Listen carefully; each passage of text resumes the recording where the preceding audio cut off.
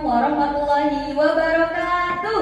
Waalaikumsalam warahmatullahi wabarakatuh. Ya, Rabbi sholli sadri wa yassir li amri wahlul 'uqdatam min lisani yafqahu qawli. Amma ba'du. Pertama-tama saya ucapkan terima kasih kepada Bapak dan Ibu guru yang sudah meluangkan waktunya untuk mengikuti pengintesan ini. Ya, baik, langsung saja Bapak dan Ibu, saya akan mulai mengenai materi kita kali ini, yaitu budaya positif. Budaya positif yang akan nanti kita jalankan di sekolah kita tercinta, gitu ya. Namun sebelum mulai, tadi saya sudah meminta Bapak dan Ibu guru untuk membawa catatan, ya, membawa buku dan juga pulpen. Gitu. Mau dicatat boleh atau mau langsung otodidak mengingat jawabannya ini juga boleh, ya. Jadi catatan itu membantu kita aja untuk ingat dengan jawaban dari pertanyaan-pertanyaan yang saya ajukan. Jadi sebelum mulai saya mau nanya dulu, gitu ya. Nanti akan ada satu guru perwakilan untuk menjawab satu pertanyaan, gitu. Silakan Miss Ica. Baik, di sini ada pertanyaan, apa pentingnya menciptakan suasana positif di sekolah? Silahkan dijawab oleh Bapak dan Ibu di buku catatan masing-masing. Saya beri waktu mungkin 1 menit, ya. Apa pentingnya menciptakan suasana positif di sekolah menurut Bapak dan Ibu guru, ya? Tidak perlu lihat Google, tidak apa-apa.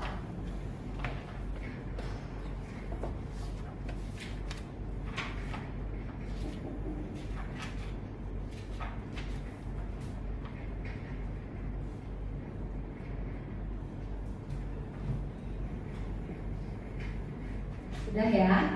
Apa pentingnya menciptakan suasana positif di sekolah? Baik, saya langsung lanjut sebelum nanti saya tanya satu persatu. Yang kedua, Miss Ica, sebagai seorang pendidik, bagaimana Bapak atau Ibu dapat menciptakan suasana positif di lingkungan sekolah selama ini? Ya, saya ingin tahu bagaimana Bapak dan Ibu sebagai seorang pendidik menciptakan suasana positif di lingkungan sekolah selama ini.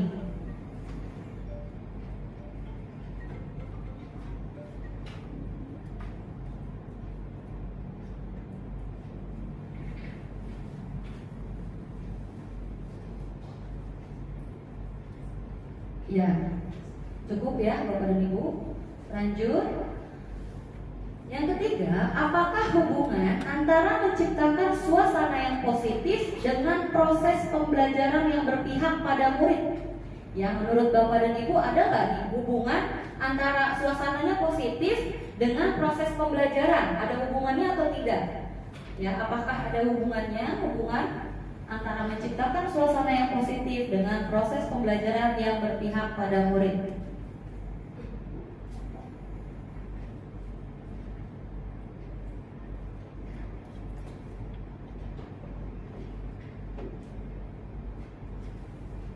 Oke, sudah ya.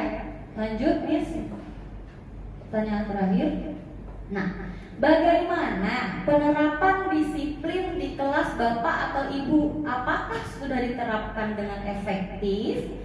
Bila belum, apa yang menurut Bapak atau Ibu yang perlu diperbaiki dan dikembangkan?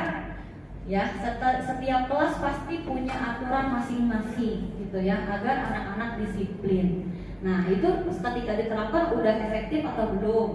Kalau belum, menurut Bapak atau Ibu yang perlu diperbaiki dan dikembangkan itu apa?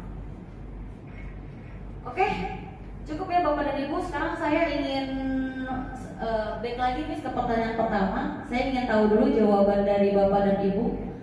Ya, yang pertama itu yaitu apa pentingnya menciptakan suasana positif di sekolah? Ada yang berkenan Bapak dan Ibu mau membagikan pengalamannya? Satu orang. Menurut Bapak dan Ibu, apa pentingnya menciptakan suasana positif di sekolah? Kalau tidak ada saya tunjuk ya. Oke, silakan Pak Arju.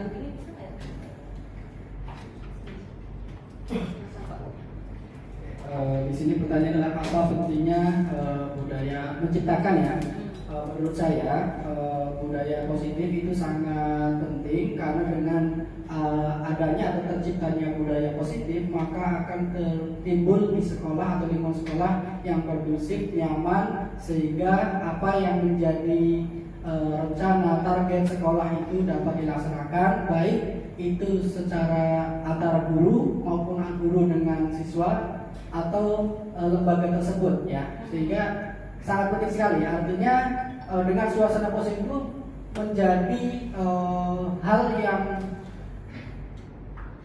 mendukung ya, sangat mendukung terciptanya atau terwujudnya cita-cita lembaga atau sekolah tersebut. Itu saja dari saya. Terima kasih. Ya, baik, terima kasih Pak Arju. Intinya yang tadi saya tangkap adalah kenyamanan ya Pak ya. Kenyamanan, keamanan, baik antara guru dengan guru, murid dengan murid, guru dengan murid, dan seluruh warga sekolah. Baik, terima kasih Pak Arju. Yang kedua, yaitu sebagai seorang pendidik, bagaimana Bapak dan Ibu menciptakan suasana positif di lingkungan sekolah? Ini berdasarkan pengalaman ya. Siapa yang mau menjawab Bapak dan Ibu? Kalau nggak ada yang mau, saya yang tunjuk. Ya, bagaimana seorang pendidik dapat menciptakan suasana positif di lingkungan sekolah selama ini? Ada? 1, 2, nggak ada? Oke, saya minta tolong mungkin sama Miss Ningrum yang senyum-senyum sedari tadi. Iya, ini sampai nggak ya? Mudah-mudahan sampai.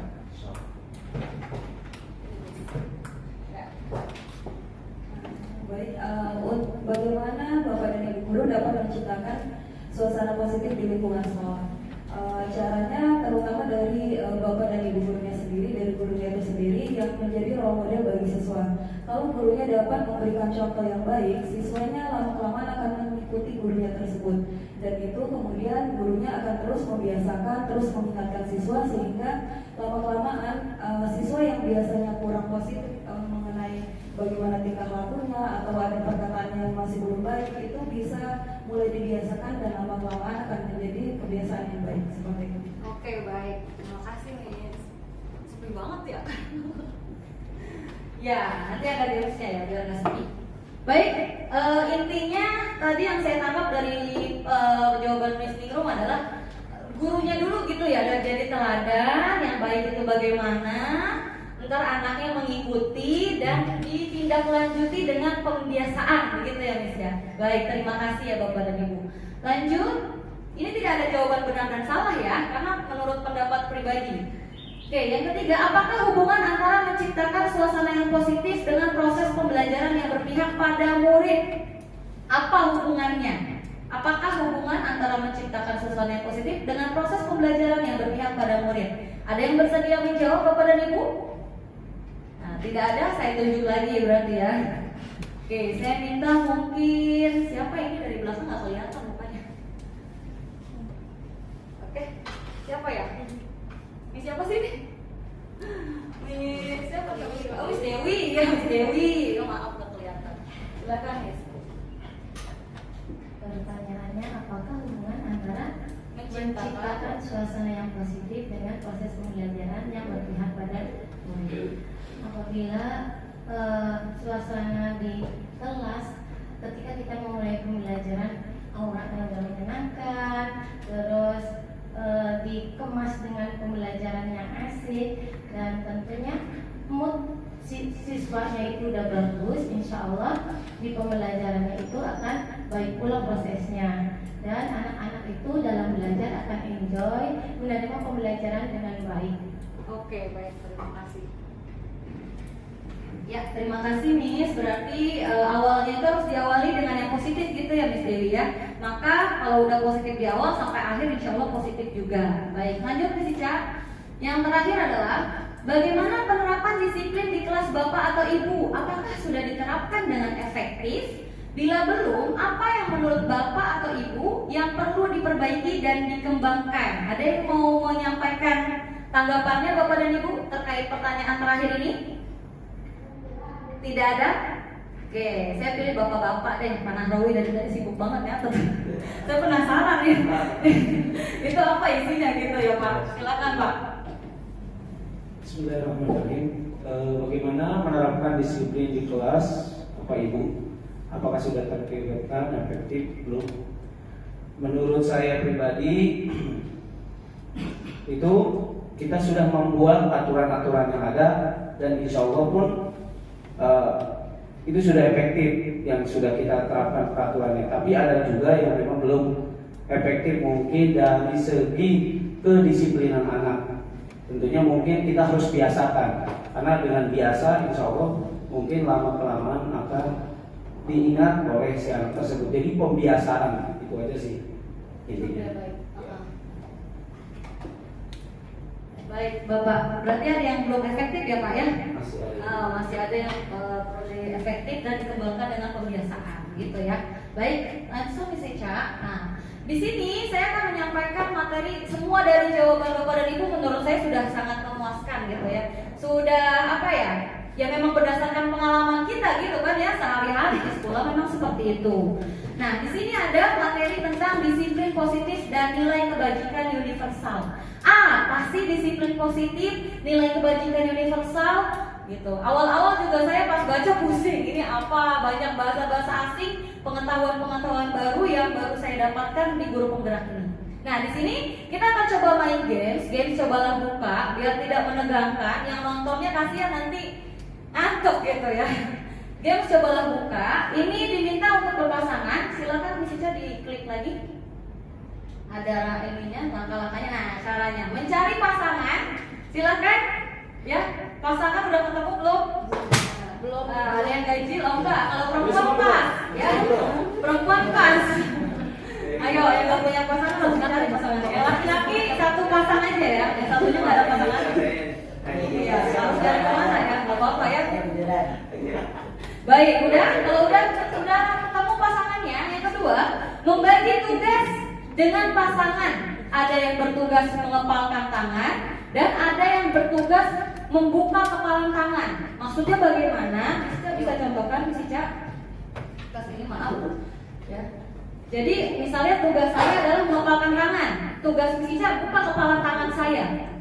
Nah, tugas Miss Ica gitu, dibuka sampai terbuka.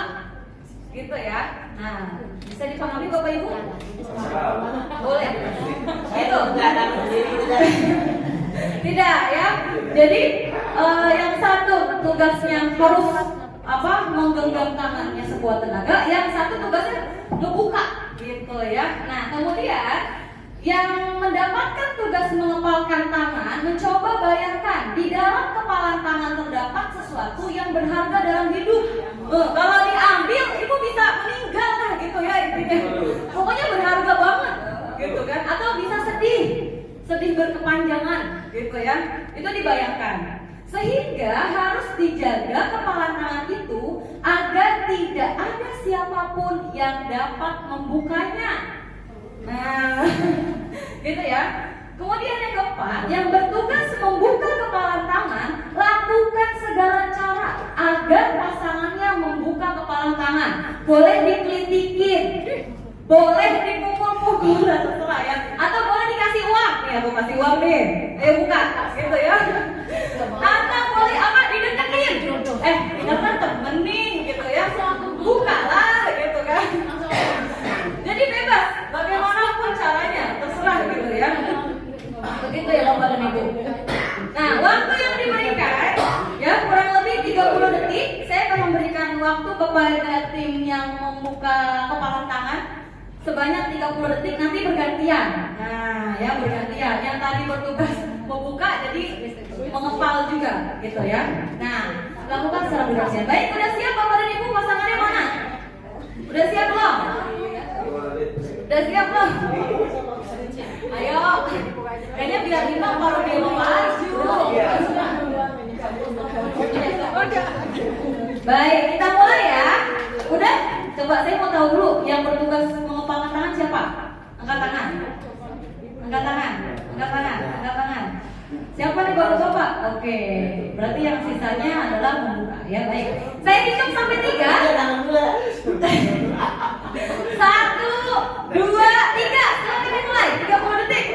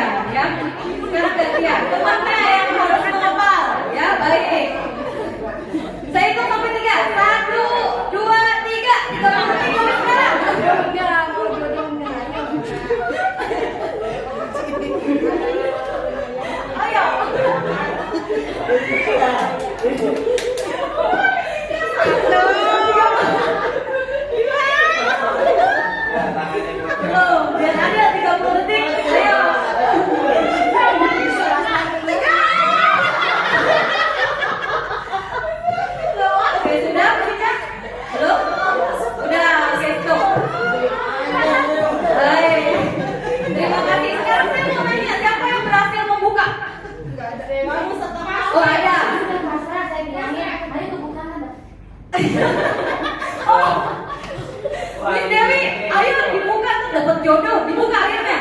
Oke, ada yang dibuka ya. Ada yang tetap mengepal dengan ininya. Ada, oke. Miss Nurja ada yang membuka, ada yang juga mengepal. Boleh dilanjut Miss Ica? Nah, baik teman-teman. Apa sih Miss Aida hubungannya disuruh ngepel sama buka, disuruh buka sama ngepel? Intinya teman-teman, ini kita membahas tentang teori kontrol. Ketika tadi Bapak dan Ibu guru melakukan games tadi, kira-kira kontrolnya itu ada di mana? Ada di temannya, di pasangannya, atau ada di dalam diri kita sendiri? Diri kita sendiri. Diri kita sendiri ya. Tadi ada yang membiarkan dirinya membuka. Karena apa? Dapat jodoh. Karena tergiur akan dapat jodoh. Takut marah juga. Ya. Itu trik ya, nggak apa-apa ya, itu trik ya. Itu kan tetap. Tadi Miss Risma ya, Miss Risma mengizinkan Miss Dewi untuk membuka apa yang menjadi berharga untuk Miss Risma, gitu kan? Dapatkan izin. Tapi kan tetap kontrolnya dari siapa? Miss Risma, karena Miss Risma yang mengizinkan. Pun sama ketika tadi, aduh Miss susah banget ini dipikir nggak mau, gitu kan? Dikasih uang misalnya nggak mau. Nah berarti itu keputusannya untuk tidak membuka, gitu ya. Bapak dan Ibu jadi jelas sampai sini bahwa kontrol itu ada di dalam diri sendiri, bukan di orang lain, begitu. Di sini ada teori kontrol dari Dr. William Glasser. Yang pertama, ilusi guru mengontrol murid. Nah, Bapak dan Ibu, pada dasarnya guru itu tidak bisa memaksa murid untuk berbuat sesuatu jika murid itu memilih untuk tidak melakukannya. Begitu. Mungkin tapi ada kok yang saya kontrol nurut karena anak itu mau dikontrol oleh Bapak dan Ibu guru. Kalau tidak mau kira-kira jalan nggak? Enggak, ya nggak bakalan bisa terkontrol gitu. Itu yang pertama. Yang kedua, ilusi bahwa semua penguatan positif efektif dan bermanfaat, gitu ya. Penguatan positif atau bujukan adalah bentuk-bentuk kontrol untuk mempengaruhi murid dalam melakukan sesuatu. Nah, ini yang saya rasakan sering kita lakukan di sini, di sekolah kita tercinta, melakukan penguatan positif. Ayolah nak, gitu kan. Nanti bagaimana biasanya kalau penguatan positif? Biasanya Miss Dewi jagonya nih. Ya? Contohnya udah dapatkan jodoh. Oh iya. Mendapatkan jodoh gitu ya. Nah, ada nggak dampaknya? Ada nggak kira-kira Bapak Ibu ketika anak penguatan positif emang kena, tapi bisa jadi ada dua. Dia menolak penguatan positif dari kita, atau dia bergantung pada pendapat kita sebagai gurunya, gitu. Jadi misalnya kita memberikan penguatan positif nih, oh iya benar juga ya. Jadi next time dia akan meminta pendapat kita lagi, begitu ya Bapak dan Ibu. Yang ketiga, ilusi bahwa kritik dan membuat orang merasa bersalah dapat menguatkan karakter, gitu ya. Menggunakan kritik dan rasa bersalah untuk mengontrol murid menuju pada identitas gagal. Misalnya begini, Pak Nahrawi melihat anaknya kurang sesuai lah dengan apa yang diharapkan. Lalu Pak Nahrawi menyampaikan, Bapak kecewa sama kamu. Kamu itu anak baik, kenapa melakukan ini? Nah di situ kira-kira dia merasa bersalah nggak? Bersalah ya. Misalnya ada murid datang terlambat, kenapa kamu melakukan ini? Bapak kecewa, ibu kecewa. Di situ anak akan menyalahkan. Nah kalau di dalam LMS atau di dalam budaya positif namanya identitas gagal.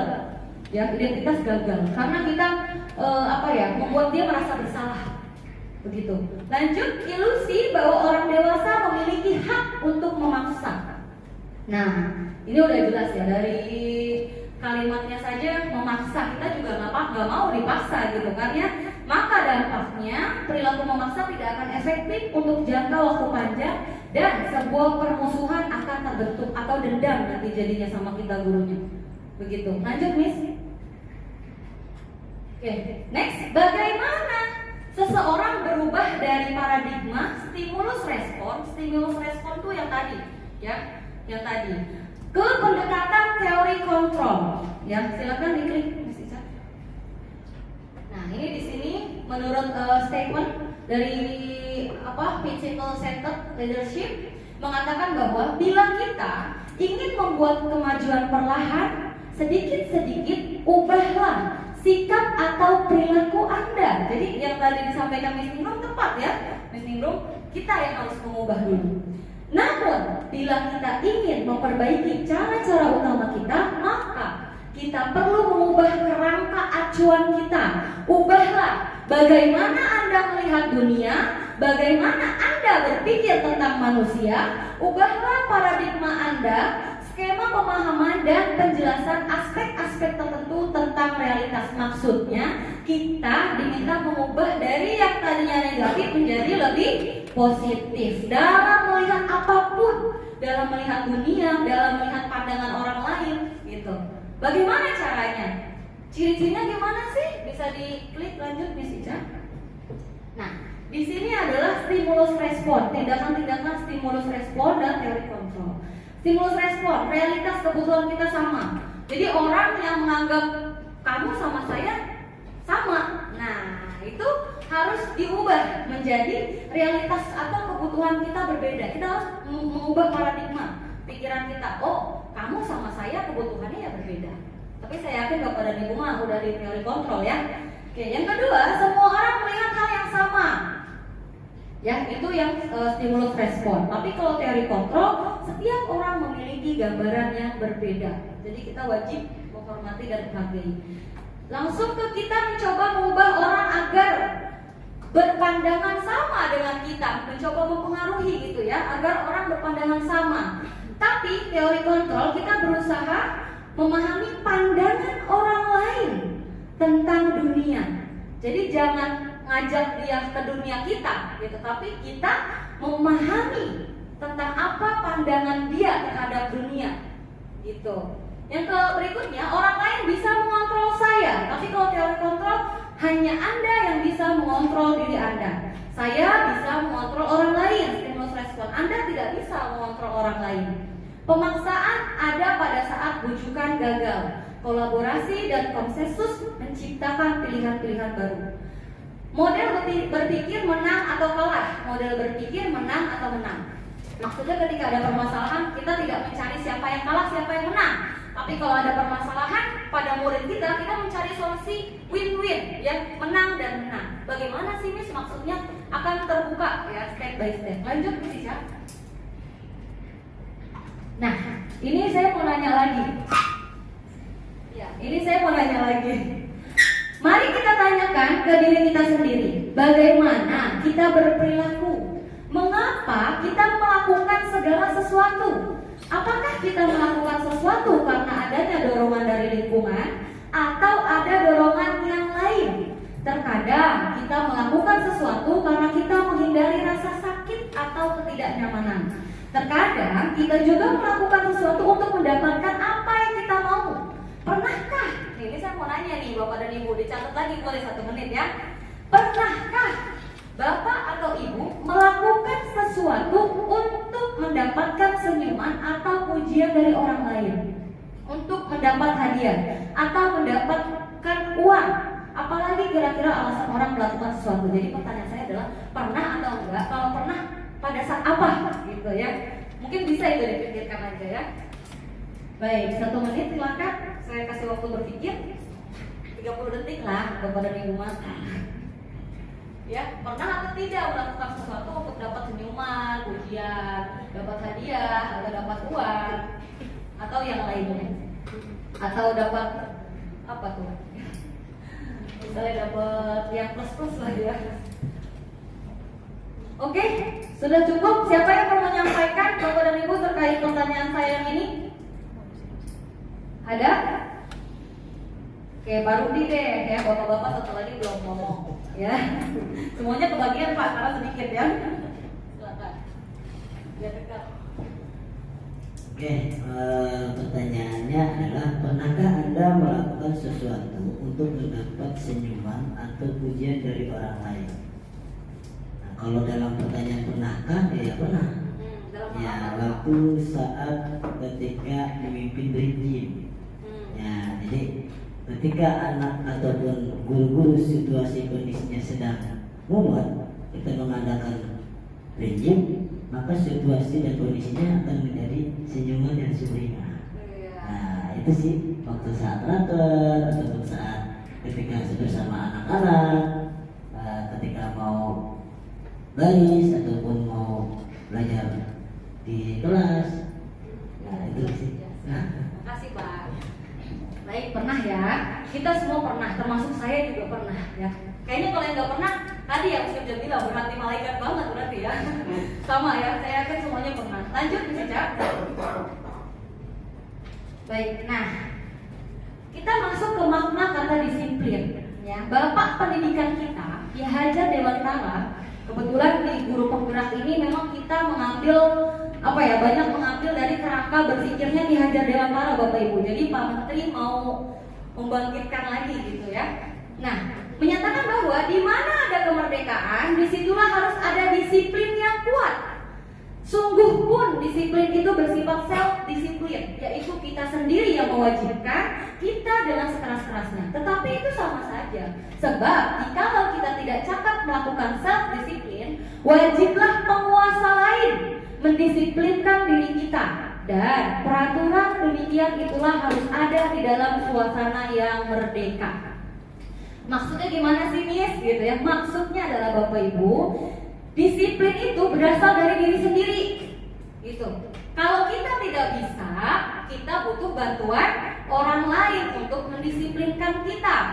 Tapi dengan syarat harus di dalam suasana yang merdeka. Lah, suasana merdeka itu apa? Silakan diklik saja.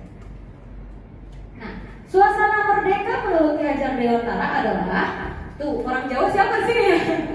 Bisa bantu saya buat baca daripada saya mempermalukan diri saya sendiri. Nah, Pak Arjun bisa deketan Pak. Tolong bantu saya. Ya.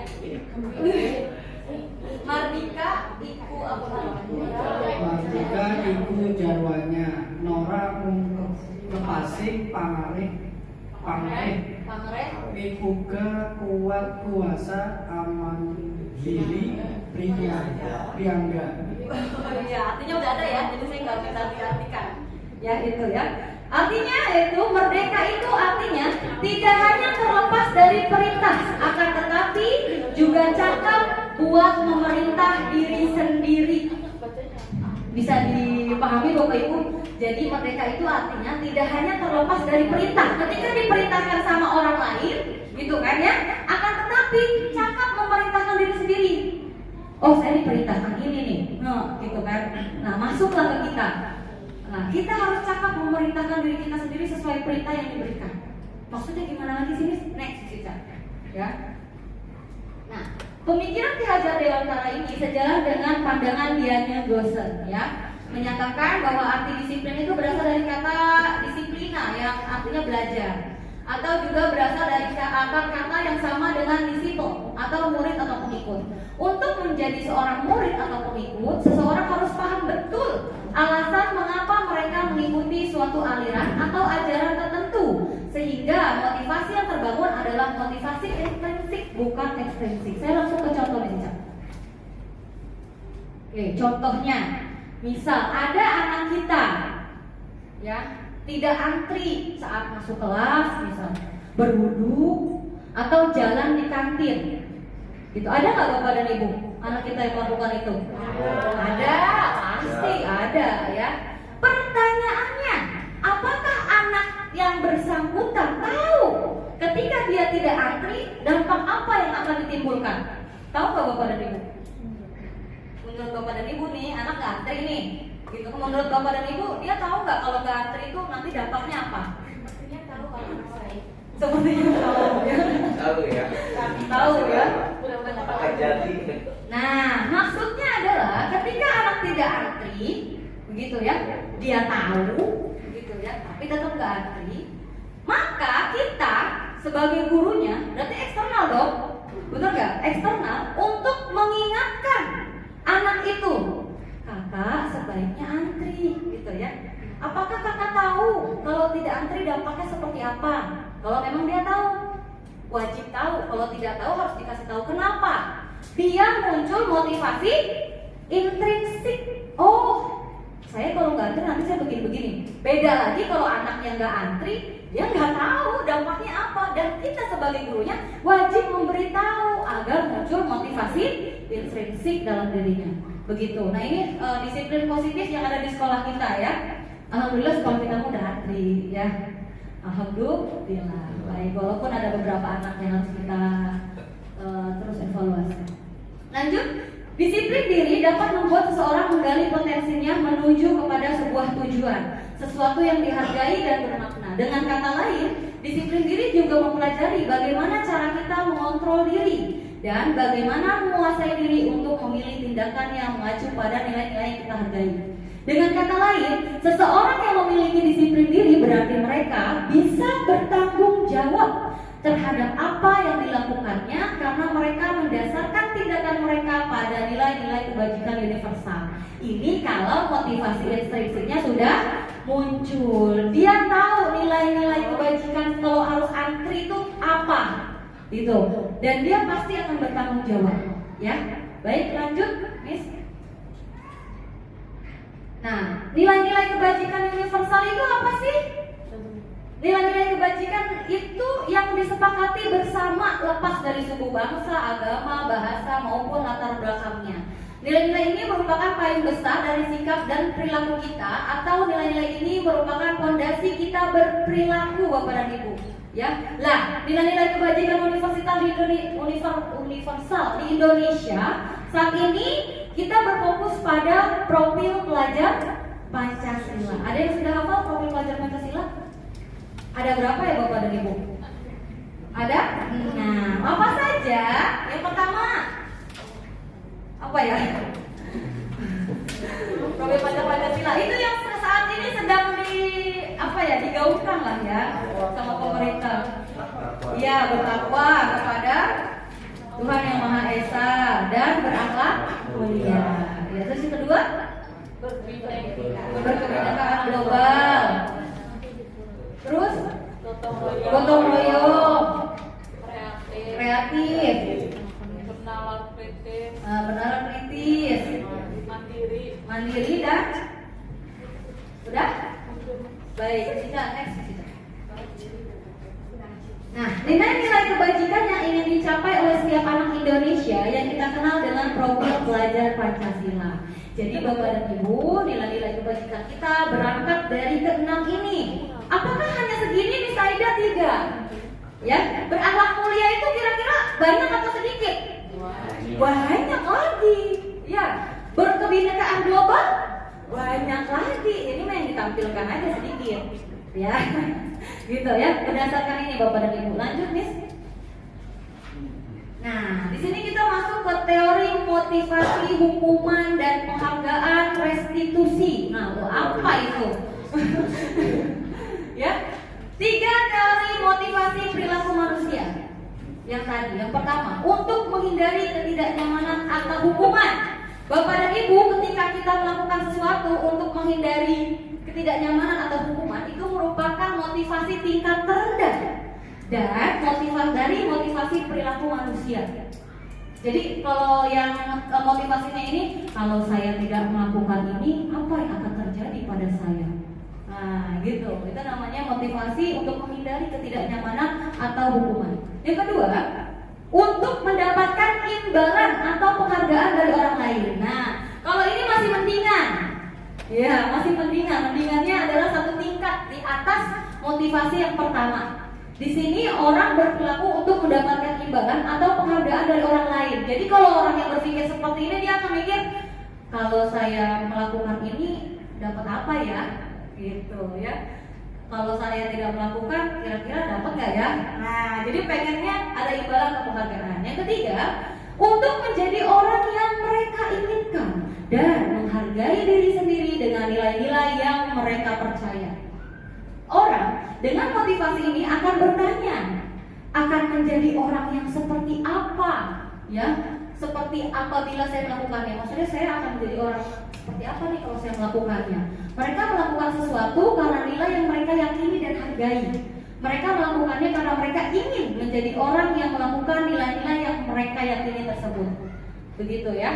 Jadi kalau kita punya nilai, lalu melakukan apapun dengan nilai yang kita yakini, nah itu namanya ini motivasi intrinsik. Kalau yang satu kedua nih ekstrinsik atau intrinsik Bapak Ibu? Yang untuk menghindari ketidaknyamanan, kira-kira mana? X ya, yang untuk mendapatkan imbalan ekstrinsik. Kalau yang ini untuk menjadi orang yang mereka inginkan, intrinsik. Lanjut, Miss. Oke, ini ada pertanyaan lagi. Nah, kan dibilang banyak pertanyaan, nanti semuanya jawab ya. Baik, sebagai seorang guru, saat Anda hadir mengajar di kelas tepat waktu, motivasi apakah yang mendasari tindakan Anda? Yang kedua, menurut Anda, dari ketiga jenis motivasi tadi, motivasi manakah yang saat ini paling banyak mendasari perilaku murid-murid Anda di sekolah? Yang ketiga, strategi apa yang selama ini Anda terapkan untuk menanamkan disiplin positif pada murid-murid Anda? Bagaimana hasilnya pada perilaku murid Anda dan nilai kebajikan apa yang berusaha ditanamkan pada murid Anda di kelas dan sekolah Anda? Oke, satu-satu ya, Bapak dan Ibu. Oke, sebagai seorang guru, Anda hadir mengajar di kelas tepat waktu, motivasi apakah yang berdasarkan tindakan Anda? Siapa yang mau menjawab yang ini? Tidak ada? Oke, langsung saja saya akan memberikan mic ini ke Miss Muadibah kita, Miss Yayu. Silakan. Ya, gitu kan? Yang nomor satu, Miss, sebagai seorang guru yang atas, saat Anda hadir mengajar di kelas tepat waktu, motivasi apakah yang mendasari tindakan Anda? Yang tadi loh, teori motivasi kan ada 3 ya. Nah, apa yang mendasari tindakan dari Miss Yayu? Berarti lebih ke yang itu ya, ketiga itu Miss Ica nih, menurut Miss Ica. Ini ya, mudah-mudahan kita berharapnya anak didik kita itu lebih ke yang ketiga itu ya, jadi orang yang mereka inginkan dan menghargai diri sendiri dengan nilai-nilai yang mereka percaya itu. Yang kita harapkan itu, jadi dengan kita datang tepat waktu, kita menjadi role model buat mereka. Oke, baik. Padat ya. Dan jelas. Baik, gitu ya. Alhamdulillah ya. Berarti yang memotivasinya itu yang ketiga tadi. Yang kedua, menurut Anda dari ketiga jenis. Nah, ini selamat datang Kakak. Ya, silakan dulu. Dari ketiga jenis motivasi yang tadi, motivasi manakah yang saat ini paling banyak mendasari perilaku murid-murid kita di sekolah kita ini? Ya, siapa yang mau bersedia menjawab? Kak Mai juga ngantuk kayaknya. Oh enggak. Silakan Kak Mai. Motivasi yang mana yang anak-anak paling banyak? Mundur. Langsung mundur. Kalau dirasa di kelas saya mah motivasi 1 dan 2. Oke, kenapa? Karena ketika ada peraturan, mereka harus memilih untuk lebih nyaman. Kalau mereka tidak mengikuti peraturan yang sudah ditetapkan, berarti konsekuensinya hukuman, bintang merah kalau di kelas saya. Ya. Jadi mereka berusaha untuk tidak mendapatkan bintang merah. Nah, untuk yang keduanya, mereka berupaya berlomba-lomba. Kebetulan memang selalu ada bintang hijau hargaan mereka. Bintang hijau untuk bintang individu dan juga untuk bintang kelompok. Siapa yang paling banyak bintangnya, nanti kelompok itu yang pulang duluan. Jadi saya rasa itu 2 motivasi yang berada di kelas saya. Terima kasih. ya. Terima kasih Kak Mai ya. Saya yakin Bapak dan Ibu guru yang lain juga sama ya. Saya juga sama. Sebelum saya dapat ini gitu ya, saya juga sama melakukan itu. Gitu, baik. Berikutnya ketiga, strategi apa yang selama ini Anda terapkan untuk menanamkan disiplin positif pada murid-murid Anda? Nah, bagaimana hasil pada perilaku murid-murid Anda dan nilai-nilai kebajikan apa yang Anda berusaha tanamkan pada murid-murid Anda di kelas dan sekolah Anda? Siapa yang mau bersiap menjawab? Kayaknya anak gadis aja. Kayaknya ngantuk anak gadis. Miss Risma. Silakan.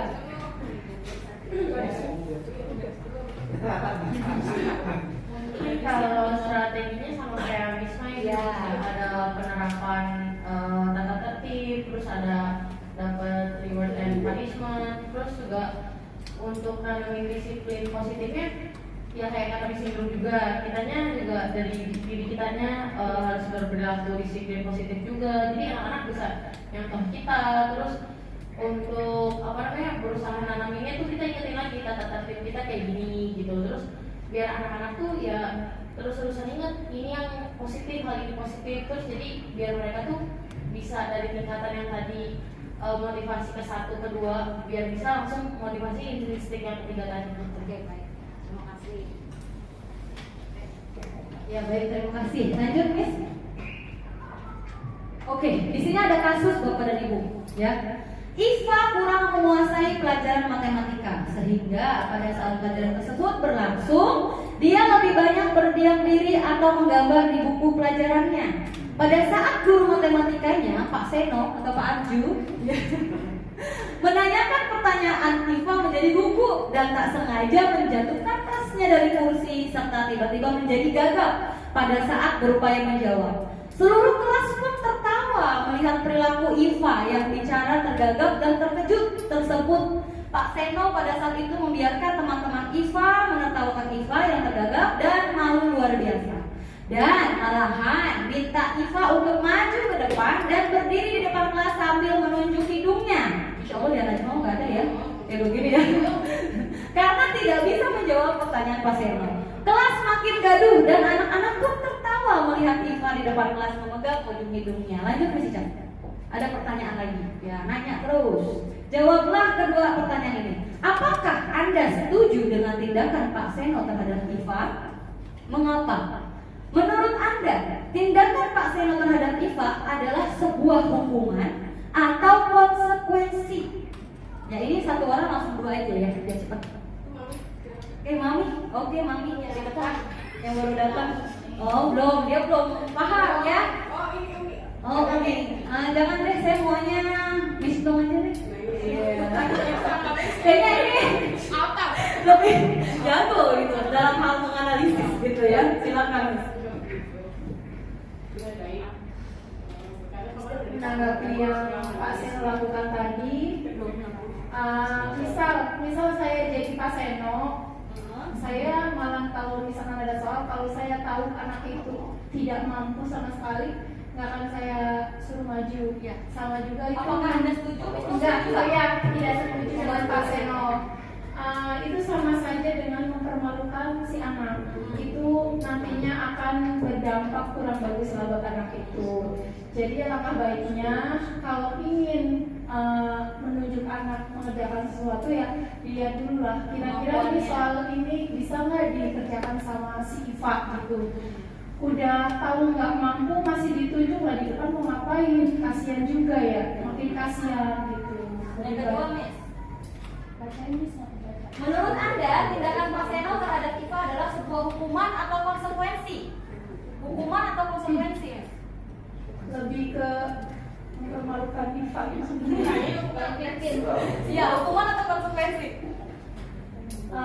Hukuman kayaknya. Hukuman, baik. Udah? Ya. Oke, siap. Untuk dia Najma nggak ada hukuman seperti itu. Iya, nggak ada. Aman. Baik, sekarang yang pertanyaan belum. Oke. Iya, ya. Oke, sekarang saya mau nanya, hukuman sama konsekuensi bedanya apa sih Bapak dan Ibu? Kalau hukuman, ayo biar cepat pulang, ayo dong, pulang jawab gitu ya. Apa hukuman? Apa konsekuensi? Konsekuensi adalah ketika dia tidak mengikuti peraturan. Kalau hukuman adalah akibat Melakukan kesalahan. ya. Oke, konsekuensi dia tidak mengikuti aturan, ada konsekuensinya gitu ya Miss ya. Kalau hukuman akibat dari perbuatannya gitu ya.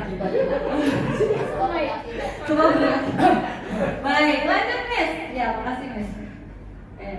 Lanjut. Nah, di sini ya bedanya hukuman, konsekuensi dan restitusi. Ya. Kalau hukuman itu identitas gagal, alhamdulillah dia memang nggak ada, ya, alhamdulillah gitu. Kita adanya di identitas sukses, konsekuensi dan restitusi, gitu. Yang pertama, hukuman sesuatu yang menyakitkan harus terjadi. Konsekuensi sesuatu harus terjadi. Restitusi merupakan pilihan, ya, pilihan. Misalkan Gak bisa bro, gak bisa. Tidak nyaman untuk murid atau anak untuk jangka waktu panjang. Kalau hukuman ya. Kalau konsekuensi tidak nyaman untuk murid atau anak dalam jangka pendek. Kalau konsekuensi. Kalau restitusi menguatkan untuk murid atau anak dalam jangka waktu yang panjang. Ya.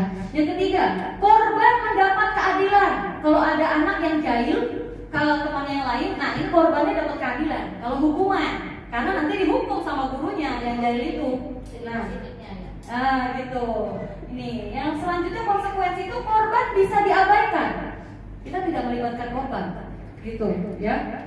Di sini korban mendapatkan ganti kalau restitusi, ya. Diabaikan itu maksudnya bukan nggak dipedulikan, bukan ya. Nanti kita akan stepnya akan kelihatan. Lanjut, murid atau anak akan tersakiti, lalu konsekuensi murid atau anak dibuat tidak nyaman, murid atau anak mendapatkan penguatan untuk restitusi, hukuman perilaku pasif agresif meningkat, konsekuensi penguatan hanya bertahan dalam jangka waktu pendek, restitusi masalah terpecahkan. Yang berikutnya, sistem tidak akan berjalan bila murid tidak takut, ya. Kalau tidak takut dihukum, gak akan jalan itu sistemnya. Kalau konsekuensi memerlukan monitoring dan supervisi terus menerus, ya, dari guru. Kalau restitusi, murid belajar bertanggung jawab untuk perilakunya sendiri. Terakhir, berlaku hanya pada sebuah institusi, tidak berlanjut pada kehidupan nyata. Untuk hukuman, konsekuensi membantu penerapan mengikuti peraturan dalam masyarakat. Yang terakhir, fokus pada pemecahan masalah dalam jangka waktu panjang. Next, Miss. Nah, di sini ada ya, bisa dibaca sendiri. Peraturannya adalah kamu harus gitu kalau hukuman. Kalau konsekuensi, apa peraturannya? Mampukah kamu melakukannya, gitu kan? Kalau ada konsekuensi. Kalau restitusi, apa yang kamu yakini? Gitu. Apa yang bisa kamu lakukan untuk memperbaiki masalah ini? Biasanya anak-anak bingung. Kalau saya nanya, mana saya udah menerapkan ya ke Aida kelas 5. Apa yang kamu yakini? Yakini apa, Miss? Gitu kan? Nggak tahu ya. Yakin apa gitu? Karena belum tahu gitu kan ya. Itu dikasih tahu. Murid atau anak mengerti peraturan, peraturan. Anak menghormati dirinya dan orang lain, ya, negatif, netral, positif. Awas kalau dilakukan lagi ya, nanti awas kok. Siapa yang suka awas-awas nih? Itu hukuman. Lakukan apa yang saya katakan ya. Restitusi, apakah hal ini yang sesungguhnya ingin kamu lakukan? Nanya gitu ya. Lanjut, mode paksaan, stimulus respon, teori kontrol, mendorong, menyalahkan diri, mendorong kepatuhan, berdiskusi positif, konsep diri buruk, konsep diri baik, konsep diri kuat. Lanjut, Miss. Nah, masih banyak ya. Ini nanti bisa dibaca sendiri lah. Saya kasih modulnya ya Bapak dan Ibu. Nah, ini ada lagi kasus ya. Kasus lagi baik ya, kecil banget ya. Ya, saya bacakan. Ibu Anas, guru kelas 2 SD, bukan Bapak Anas ya, Ibu Anas. Mendapatkan masalah murid-muridnya tidak bisa tertib berdiri antri di depan pintu kelas dan selalu berebutan masuk ke dalam kelas setelah jam istirahat usai. Ini tentunya sangat mengganggu proses pembelajaran di mana kelas tidak dapat mulai tepat waktu karena Ibu Anas sibuk menenangkan murid-muridnya untuk waktu cukup lama. Akhirnya Bu Anas berpikir cepat dan mengandalkan stiker bintang. Nah, yang tadi Miss Maya dan Miss Risma. Stiker bintang. Setiap murid-muridnya akan masuk kelas usai jam istirahat. Bu Anas akan mengiming-imingi murid-muridnya dengan stiker bintang. Siapa yang dapat berdiri lurus dan berbaris rapi antri depan pintu dapat bintang dari Bu Anas. Sebagian besar murid-muridnya menyambut tantangan tersebut dan langsung berbaris rapi di depan pintu. Agar mendapatkan stiker bintang, hal ini terus dilakukan Bu Anas selama beberapa minggu karena cukup berhasil membuat murid-muridnya berdiri rapi antri depan pintu. Sampai pada suatu saat Bu Anas sakit dan terpaksa digantikan oleh Pak Heru. Ya, Pak Heru tidak mengetahui tentang stiker bintang dan benar saja pada saat mau masuk ke kelas usai jam istirahat, murid-murid kelas 2 kembali berebutan masuk kelas. Apa yang terjadi? Mengapa? Nah, ada jawaban, ada pertanyaan. Ada dua nih ya, bisa dijawab satu orang aja. Berdasarkan teori motivasi yang telah Anda pelajari tadi pada pembelajaran sebelumnya, kira-kira apa motivasi murid-murid kelas 2 untuk bersedia berdiri antri sebelum masuk kelas? Yang kedua, adakah cara lain? Ini saya diskusi ya, Bapak dan Ibu. Mungkin Bapak dan Ibu punya pemikiran lain.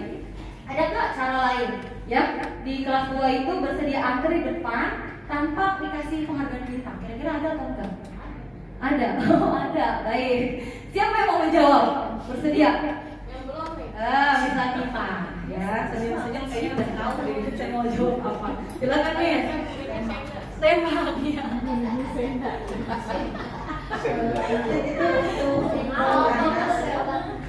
Ibu Anis ini mungkin menerapkan teori motivasi konsekuensi ya, penghargaan karena mungkin dengan sistem bintang itu tadi ya.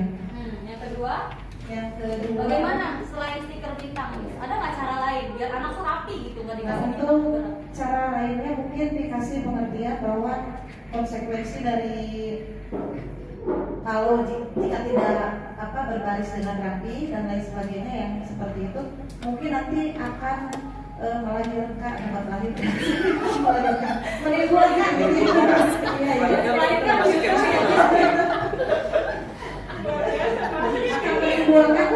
sikap yang lebih dipahami lagi mungkin ya. Misalkan kalau misalkan tidak berantri seperti itu nanti dikasih mungkin video kali ya, video mungkin bisa juga biar anak ada bayangan gitu ya. Ya, bahwa mungkin nanti akan akibatnya nanti kalau misalkan tidak antri akan terjadi rusuh atau ada yang jatuh, ada yang lain sebagainya. Mungkin lebih dikasih pengertian aja. Oke, baik, ini udah dipakai ya ininya ya. Dari jawabannya, teorinya udah dipakai ya sama Miss Latifah bahwa beliau ingin memunculkan motivasi intrinsik gitu ya, Miss ya, dalam diri anak kelas 2. Mungkin bisa melalui video-video nih Nina nih kalau tidak antri nanti seperti ini gitu ya, biar anak-anak tahu kalau anak kelas 2 kan masih unyu-unyu ya. Gak bisa kita hanya berbicara saja. Lanjut. Wah, ini dihukum oleh penghargaan. Serem ya. Saat kita berulang kali menjanjikan hadiah kepada anak-anak agar berperilaku bertanggung jawab, atau kepada seorang murid agar mempelajari sesuatu yang baru, atau kepada seorang karyawan agar melakukan pekerjaan yang berkualitas, kita sedang berasumsi mereka tidak dapat melakukannya, atau mereka tidak akan memilih untuk melakukannya. Gitu ya Bapak dan Ibu, dihukum oleh penghargaan. Ya, lanjut nih. Nah, Kor selanjutnya juga mengemukakan beberapa pernyataan dari hasil pengamatannya selama ini tentang tindakan memberikan penghargaan yang nilainya sama dengan menghukum seseorang. Jadi menurut pakar pendidikan ini, penghargaan sama dengan hukuman Bapak dan Ibu. Ya, ini hasil penelitian beliau ya. Yang pertama, penghargaan itu pengaruh jangka pendek dan jangka panjang. Maksudnya apa pengaruh jangka pendek dan jangka panjang? Jadi penghargaan itu hanya berlaku jangka pendek ketika kita sudah melakukan sesuatu, dapat apa penghargaan, terus udah dilakukan lagi nggak? Enggak, gitu kan? Apalagi penghargaannya yang saya lakukan, gitu ya. Jadi kurang efektif. Yang kedua, penghargaan itu tidak efektif. Penghargaan merusak hubungan, penghargaan mengurangi ketepatan, penghargaan menurunkan kualitas, penghargaan mematikan kreativitas, penghargaan memupuk motivasi dalam diri. Ya, ini semua sebenarnya ada penjelasannya yang mengena lah di hati kita. Cuma saya beberapa saja menjelaskan penghargaan merusak hubungan. Contoh, misalnya si A dapat penghargaan, kira-kira si B iri atau enggak? Iri. Begitu Bapak dan Ibu ya. Sehingga membuat menderita. Kadang ada loh anak-anak kita yang dia tuh pengen selalu sempurna. Bener gak Bapak Ibu? Ketika nilainya 90 aja, padahal 90 udah bagus ya, tapi dia merasa menderita karena dia nanti tidak akan dapat penghargaan dari orang tuanya. Misalnya uang jajan atau segala macam gitu ya Bapak dan Ibu. Itu merusak hubungan, mengurangi ketepatan dalam hal bekerja ya. Nanti saya berikan, saya berikan nanti modulnya ya. Lanjut Miss ya. Nah ini kita masuk ke apa itu restitusi. Dari tadi misalnya bahas restitusi mulu apa sih gitu ya. Restitusi merupakan sebuah pendekatan untuk menciptakan disiplin positif. Restitusi adalah proses menciptakan kondisi bagi murid untuk memperbaiki masalah mereka sehingga mereka bisa kembali kepada kelompok mereka dengan karakter yang lebih kuat. Restitusi juga adalah proses kolaboratif yang mengajarkan murid untuk mencari solusi dalam masalah dan membantu murid berpikir tentang orang seperti apa yang mereka inginkan dan bagaimana mereka harus memperlakukan orang lain. Baik, saya mau bertanya. Kita nih misalnya pulpen saya, pensil saya dipatahkan sama Miss Winda. Misalnya ya, Miss Winda nggak sengaja patahin pensil saya. Miss Winda minta maaf. Miss Winda maaf ya, gitu kan ya. Nanti saya ganti deh, pensilnya lebih bagus, misalnya gitu ya. Terus saya jawab, oh nggak usah Miss Winda, nggak apa-apa. Saya punya pensil banyak di rumah, nggak apa-apa.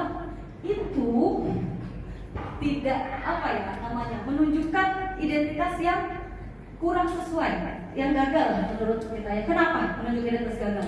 Karena menutup Miss Winda untuk melakukan atau memperbaiki kesalahannya. Harusnya kalau Miss Winda mau mengganti pensil saya, ya biarkan dia mengganti. Karena dengan cara itu Miss Winda akan merasa lebih baik, gitu kan ya Miss Winda? Dibanding kita hukum dengan nggak apa-apa Miss, saya punya banyak pensil di rumah. Tidak, gitu Bapak dan Ibu. Jadi ketika ada anak melakukan kesalahan, terus kita tanya bagaimana cara kamu memperbaiki ini, biarkan dia memperbaiki. Misalnya buku anaknya dirobek, buku temannya dirobek. Kita tanya bagaimana cara kamu memperbaiki ini. Entah saya ganti, biarkan dia mengganti. Jangan nyuruh anak yang dirobek, maafin ya, jangan. Biarkan. Begitu ya Bapak dan Ibu. Jadi restitusi seperti itu. Ya, lanjut, Miss. Nah, ciri-ciri restitusi. Restitusi itu bukan untuk menebus kesalahan, tapi belajar dari kesalahan. Ya, lanjut, restitusi memperbaiki hubungan. Restitusi adalah tawaran, bukan paksaan. Lanjut, restitusi menuntut untuk melihat ke dalam diri. Restitusi mencari kebutuhan dasar yang mendasari tindakan. Restitusi diri adalah orang yang paling baik, cara yang paling baik. Restitusi fokus pada karakter bukan tindakan. Restitusi menguatkan. Restitusi mengembalikan murid yang berbuat salah pada kelompoknya. Ini gimana sih Miss? Nanti ada contohnya ya. Insya Allah nanti akan lebih terang-terang dan benderang. Lanjut Miss.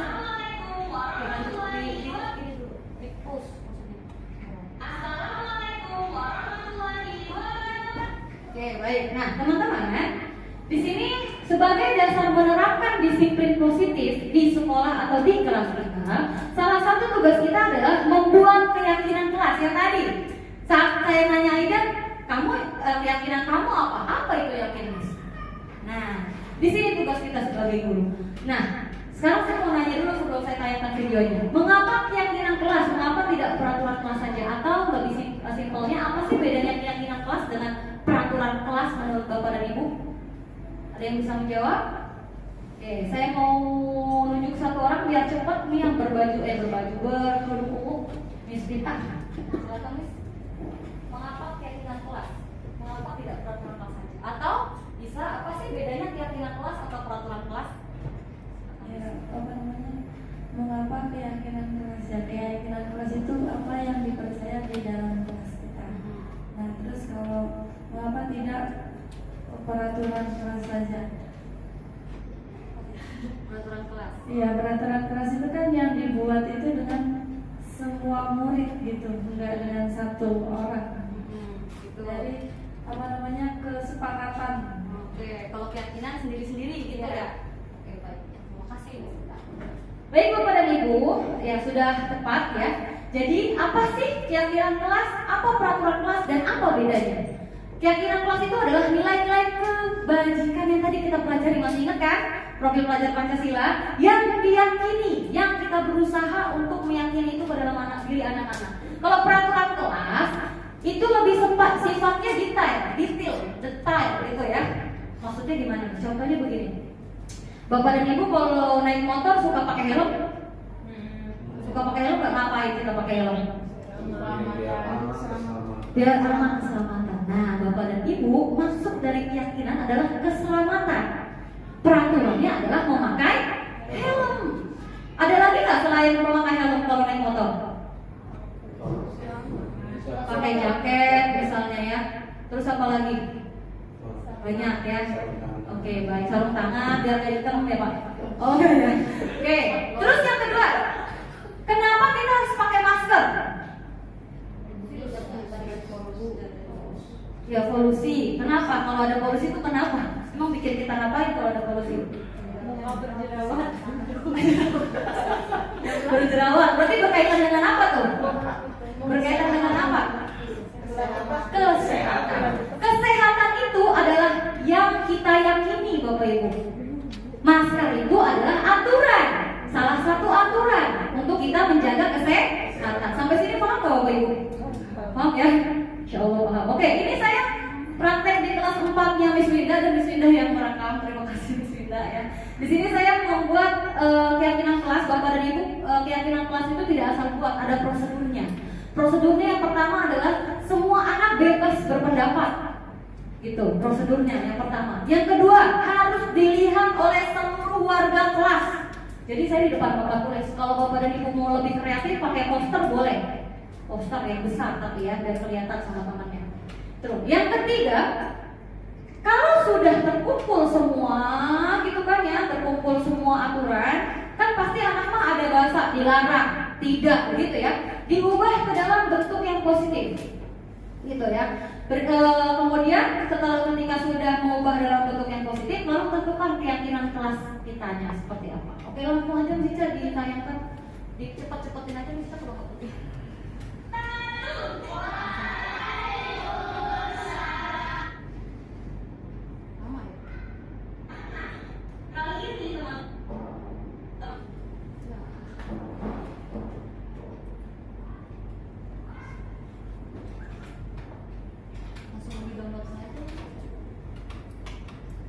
Itu adalah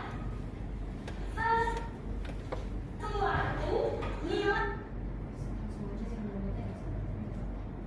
Sebentar ya, saya tampilkan. Langsung di ininya aja.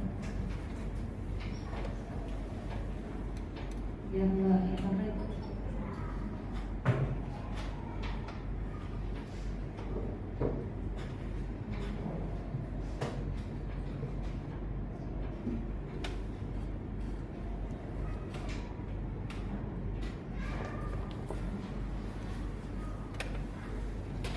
Assalamualaikum warahmatullahi wabarakatuh.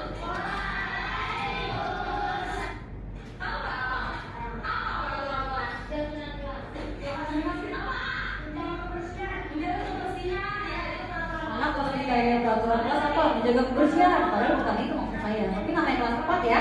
Kita tampung aja juga ya. Oh iya.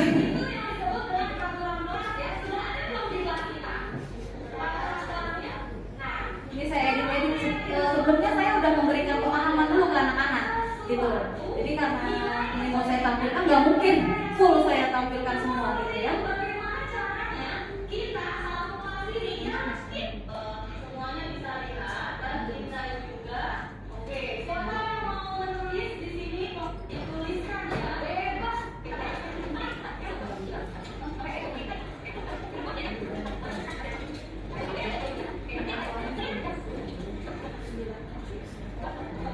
Ya, ini yang mau memberikan pendapat silakan. Alhamdulillah kelas Miss Winda mah kayaknya kalau disuruh maju semua ya. Kalau masih ada. Gitu.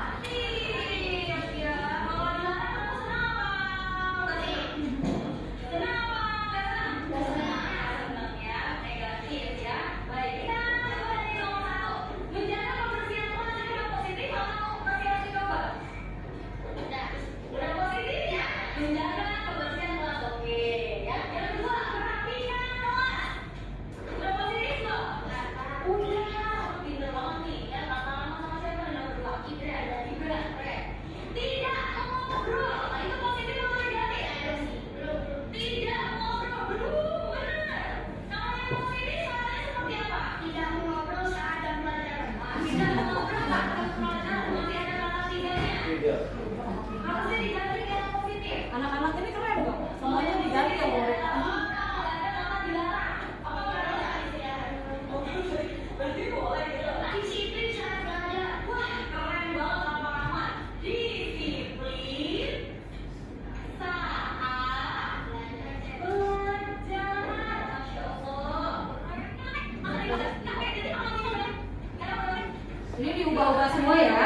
Itu dari anak-anak semuanya. Mereka yang suruh mikir gimana caranya biar positif.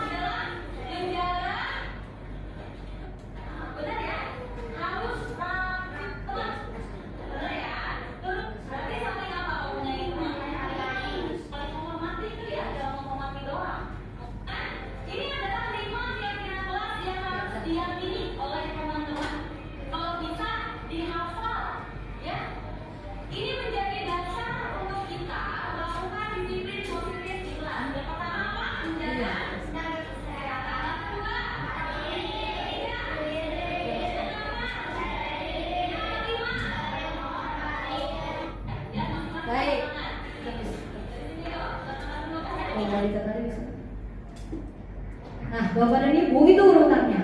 Ketika sudah disepakati keyakinannya, nah keyakinan kelas itu nggak boleh banyak-banyak, ya.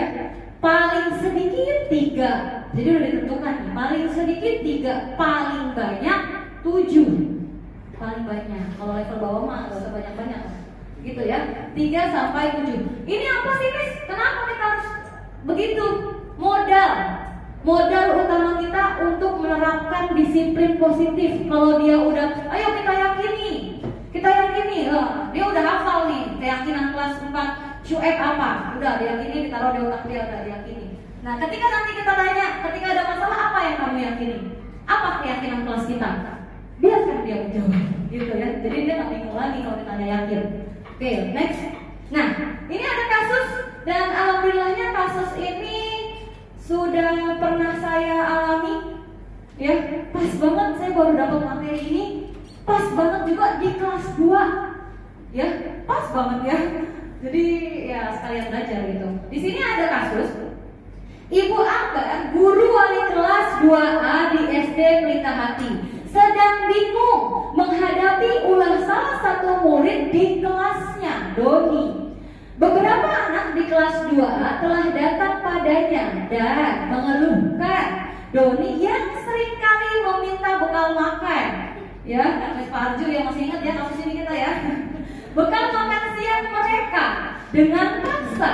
Jika Anda menghadapi situasi seperti Ibu Ambar, apa yang akan Anda lakukan? Menurut Anda, kira-kira apa alasan Doni melakukan itu? Siapa yang mau bagian menjawab ya? Winda. Oh, Miss Winda, oke. Miss Winda belum ya? Silakan dijawab Miss Winda. Ya, menganalisis kasusnya Doni.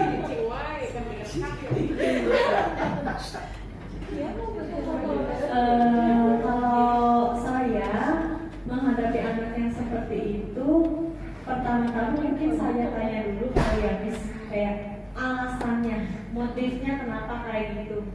Apa memang sengaja, iseng, bercanda, apa memang lapar pengen dibekelin gitu ya.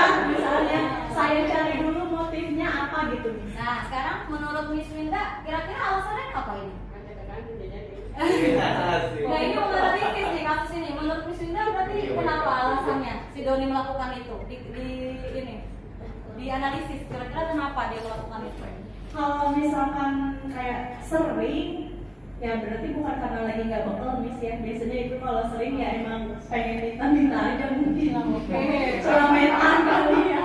Soalnya kalau misalnya cuma beberapa kali mungkin waktu itu dia sedang tidak bekal mungkin atau lupa uang jajannya mungkin. Tapi kalau sering berarti kan ya ada sesuatu gitu ya. Masuk akal. Oke, baik. Lanjut Cica.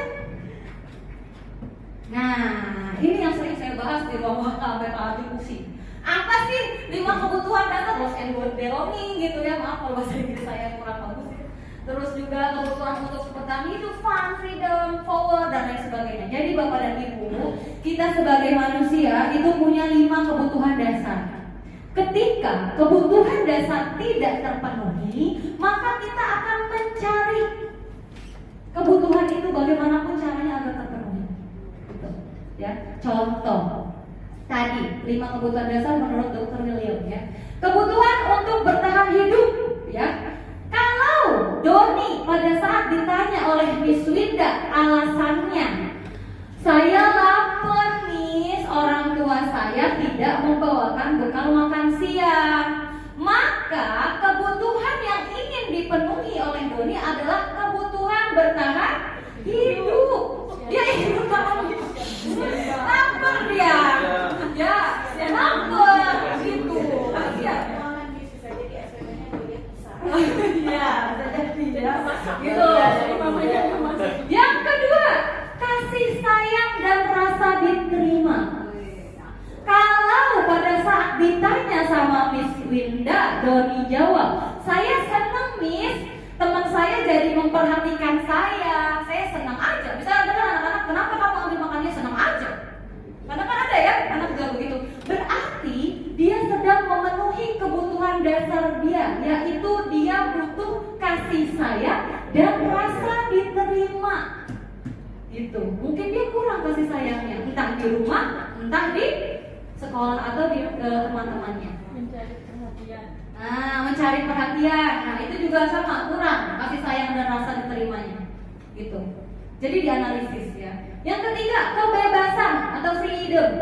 Merasa bosan, misalnya Doni ditanya sama Miss Winda, saya bosan Miss, bekal makanan yang dibawa sama mama saya itu lagi. Misalnya gitu ya, jadi dia ngambil punya teman yang lain gitu. Dia sedang memenuhi kebutuhan dasarnya, yaitu kebebasan. Dia ingin diberikan kebebasan, dia mau makan apa.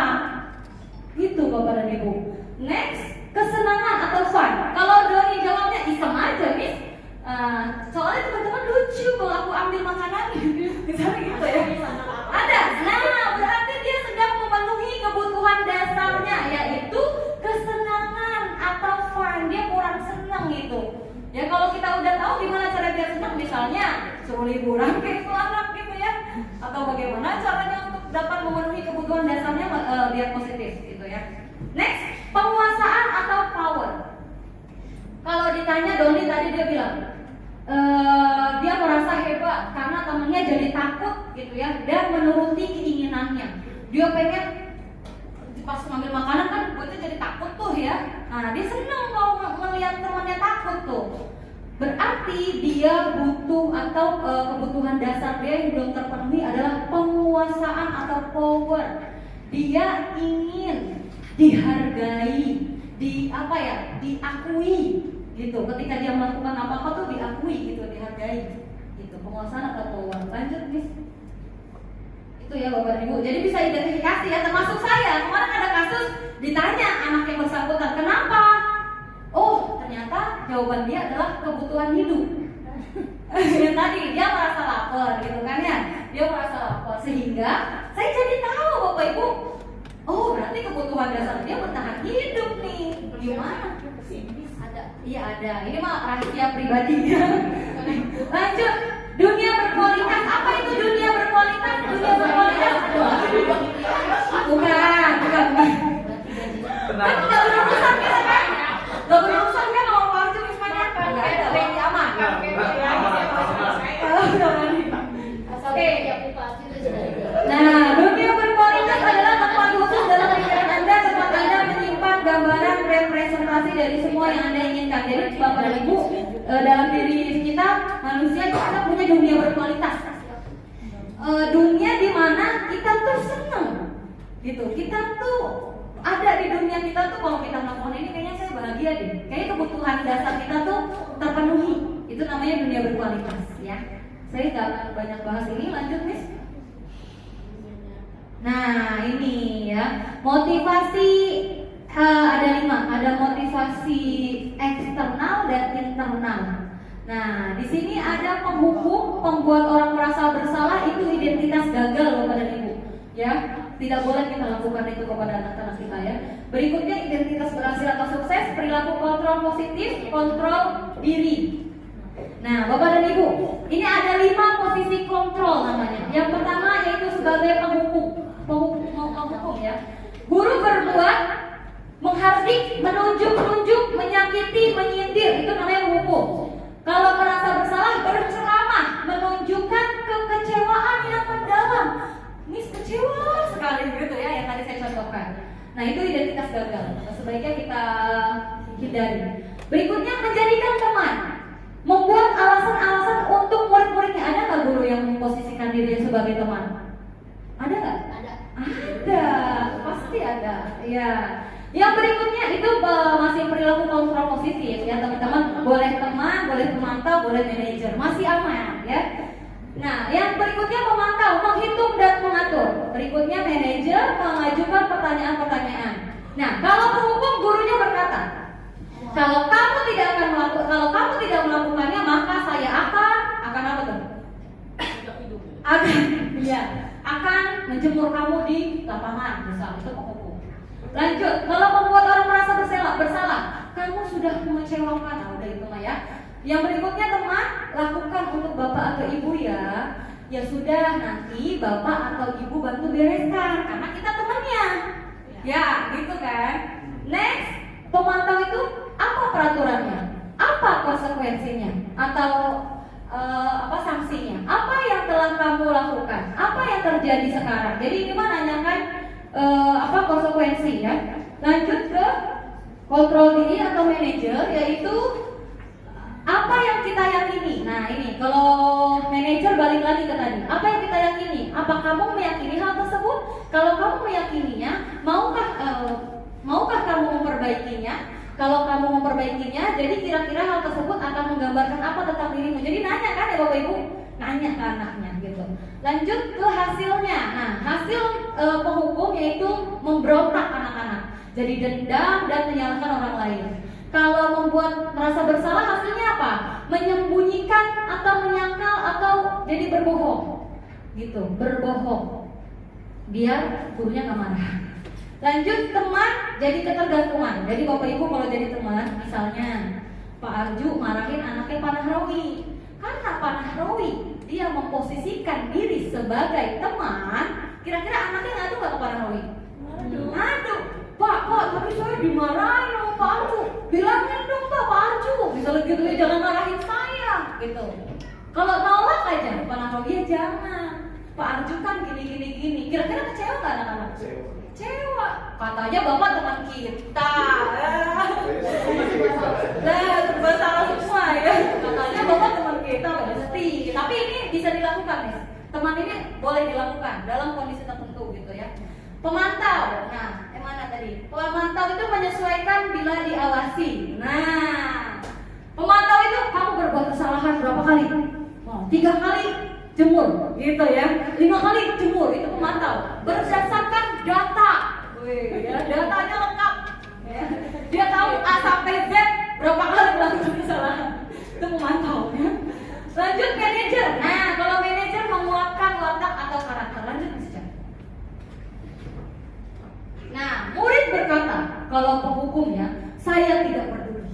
Ya, gitu kan. Kalau ada kesempatan anak-anak untuk berpikir seperti itu, kalau dihukum, bodo amat lah. Yang penting guru gue seneng, gitu kan. Saya ikutin aja, gitu kan. Nah, yang berikutnya murid berkata, maafkan saya. Tadi yang kedua apa ya? Penghukum membuat merasa bersalah ya. Maafkan saya miss ya, misalnya gitu ya. Yang berikutnya, saya pikir Bapak atau Ibu teman saya. Nah itu yang tadi saya sampaikan. Yang keempat, saya akan dapat berapa bintang kalau melakukan hal tersebut. Pemantau ya, kalau kita jadi pemantau. Kalau restitusi atau manajer, bagaimana caranya agar saya bisa memperbaiki keadaan ini?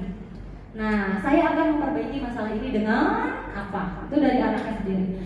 Dampak pada murid, kalau dihukum, anak akan mengulangi kesalahan berulang kali dan menjadi agresif. Ya. Yang kedua, kalau itu dihukum, kalau membuat rasa bersalah, rendah diri, merasa gagal dan tidak berharga. wabarakatuh. Bahaya ya. Yang ketiga, tergantung sama kita, tidak mandiri dan tidak bisa memutuskan. Kalau kita memposisikan diri sebagai teman. Kalau sebagai pemantau, menitik beratkan pada dampak pada diri sendiri, mendapatkan hadiah atau mendapatkan hukuman. Kalau yang kelima, manajer mengevaluasi diri, bagaimana menjadi diri yang lebih baik. Lalu kaitan dengan dunia berkualitas. Nah ini murid nih meletakkan kita kalau hukuman itu di luar dunia berkualitas dia. Kita nih bukan prioritasnya dia, bukan. Cara masuknya bagaimana? Penuhi kebutuhan dasar dia, ya enggak? Kalau kita penuhi sebagai gurunya, insya Allah kita diajak ke dunia berkualitasnya dia, gitu. Ya, Bapak dan Ibu. Oke, lanjut Miss. Nah, bagaimana Miss Aida cara menjalankan restitusi?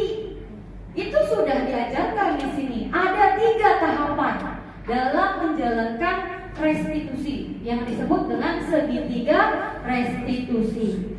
Segitiga restitusi yang pertama adalah menstabilkan identitas. Itu yang pertama. Ya, dengan mengatakan setiap orang pasti pernah melakukan kesalahan. Kamu bukan satu-satunya yang pernah melakukan ini. Jadi kita tidak. Jadi anak gini loh Bapak Ibu, ketika melakukan kesalahan, bukankah kita hidup belajar dari kesalahan? Gitu.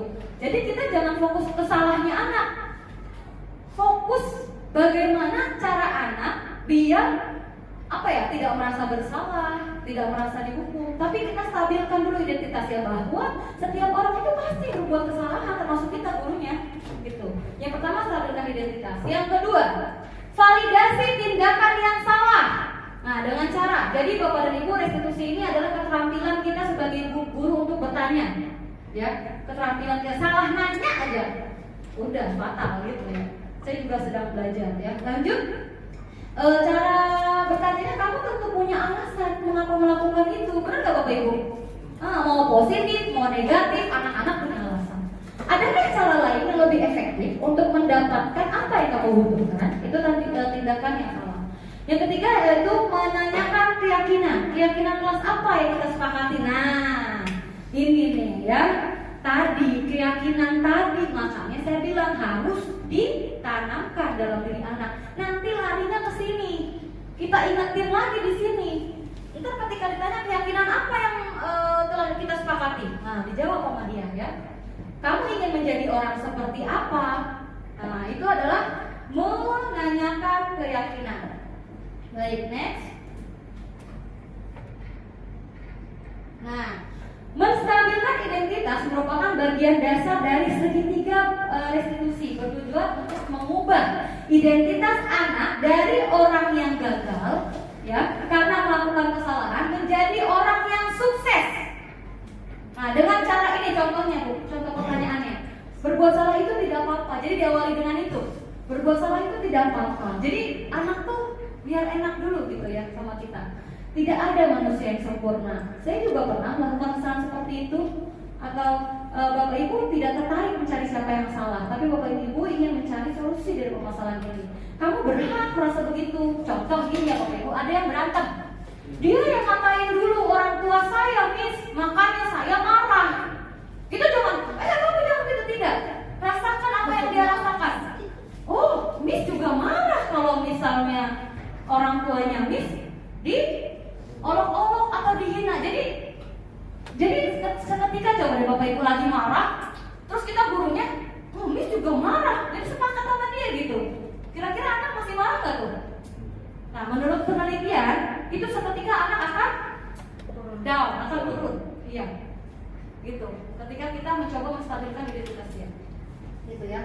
Apakah kamu sedang menjadi teman yang baik untuk dirimu sendiri? Ya, ini tergantung kasusnya ya. Pertanyaan ini tergantung kasusnya.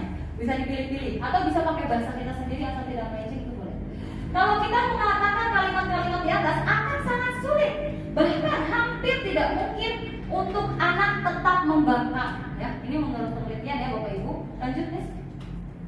Itu menstabilkan identitas. Nah, yang kedua, setiap validasi tindakan. Setiap tindakan kita dilakukan dengan suatu tujuan, yaitu untuk memenuhi kebutuhan dasar. Menurut teori kontrol, semua tindakan manusia baik atau buruk pasti memiliki maksud atau tujuan. Kalimat-kalimat di bawah ini mungkin terdengar asing bagi kita sebagai guru, namun bila dikatakan dengan nada tanpa menghakimi akan Nah ini ya, ketika sudah tahu nih masalahnya yang tadi berantem ya, yang tadi saya lanjutkan yang berantem, terus kita nanya, padahal selain kamu tonjok balik gitu ya, kamu bisa ya melakukan ini lebih buruk lagi, gitu kan? Memvalidasi tindakan yang salah. Atau kamu pasti punya alasan mengapa kamu melakukan itu, gitu ya. Atau bisa juga kamu patut bangga pada dirimu sendiri karena kamu telah melindungi sesuatu yang penting buat kamu. Ya, kamu boleh mempertahankan sikap itu, tapi kamu harus menambahkan sikap yang baru.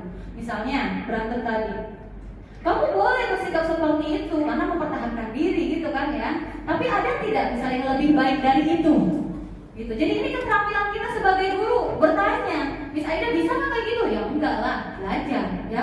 Saya juga baru tahu gitu kan. Kita belajar bareng-bareng. Next saja, ini validasi tindakan. Nah, yang ketiga yaitu menanyakan keyakinan. Teori kontrol menyatakan bahwa kita pada dasarnya termotivasi secara internal. Ketika identitas sukses telah tercapai dan tingkah laku yang salah telah divalidasi, maka anak akan siap dihubungkan dengan nilai-nilai yang dia percaya dan berpindah menjadi orang yang dia inginkan. Nah gitu ya, jadi Bapak Ibu ketika sudah memvalidasi tindakan dia salah, gitu kan, baru kita hubungkan ke nilai-nilai yang tadi yang kita sepakati ya di kelas. Nah ya gitu, keyakinan kelasnya. Apa yang kita percaya sebagai kelas atau keluarga? Apa yang kita percaya? Maksudnya bisa di kelas atau di keluarganya dia, atau dalam diri dianya sendiri, gitu ya. Next, apa nilai-nilai umum yang kita telah sepakati? Apa bayangan kita tentang kelas yang ideal? Kamu mau jadi orang yang seperti apa? Menanyakan keyakinan, gitu ya. Langsung next. Nah ini saya udah menerapkan contoh ini kepada dua anak, yang satu laki-laki, yang satu perempuan. Yang pertama Aida, yang kedua Asila ya. Ini udah terakhir ya Bapak dan Ibu, alhamdulillah ya. Di sini udah selesai. Bisa pulang. Oh iya, makan dulu. Nah, sudah siap.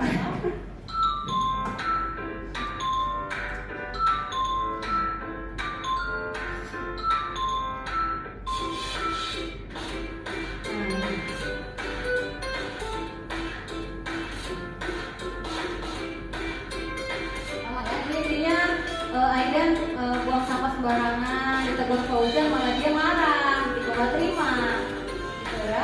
Nah, kemudian saya melakukan restitusi.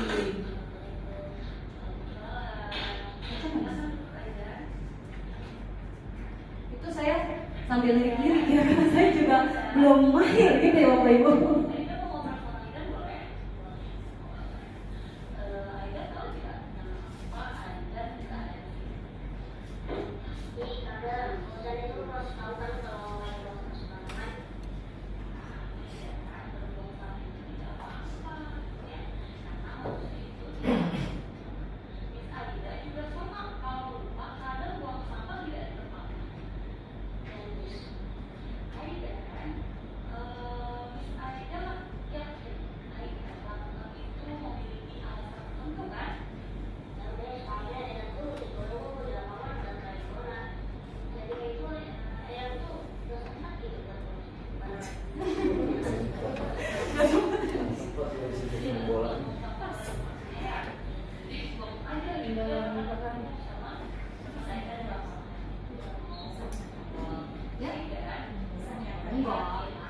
Contoh Miss, tapi sudah saya lakukan. Tapi kan kalau pada kisah nyata nggak mungkin saya izin pulang video dia. Gitu ya, jadinya ya udahlah tinggalkan aja buat. Tapi menurut Anda, apakah saat kita menghubungi buang sampah sembarangan itu sudah sesuai dengan keyakinan kelas atau keyakinan Aida? Masih soalnya kan buang sampah sembarangan tapi dengan eti botol dan juga Improv loh, Aidan tuh improv. keyakinan Aida yang mana yang belum sesuai dengan keinginan Aida. Dan kebersihan hanya Aida tuh tidak sesuai kalau melihat sinkronnya Aida yakinnya tidak kalau menjaga kebersihan itu penting. Saya juga setuju. Menjaga kebersihan lingkungan itu adalah hal yang penting. Lalu bagaimana cara Aida memperbaiki masalah Nah, saya nanya, bagaimana cara itu untuk membenahi masalah ini?